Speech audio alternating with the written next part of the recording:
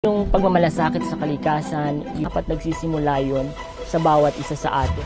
Pagbabago ay dapat na sa sarili nagsisimula.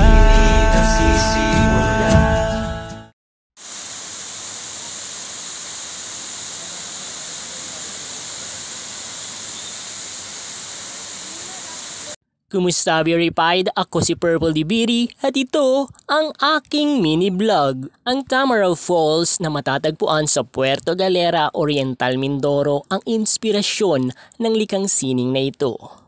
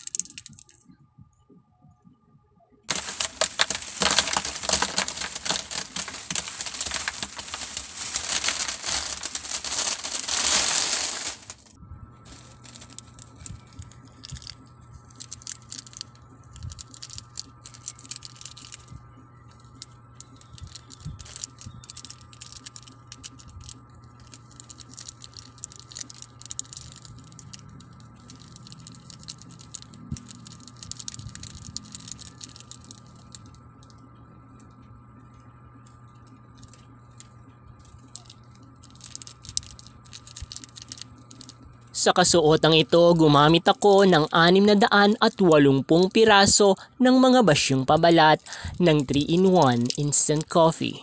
Ang prosesong ito ay tumatagal ng 1 linggo. Kasama na rito ang paglilinis ng mga basyong pabalat ng kape at ang pagpapatuyo sa mga ito. Gayon din ang pagtupi upang makagawa ng mga kapsula na ginagamit ko sa pagbuo ng mga kasuotan tulad ng inyong natutunghayan.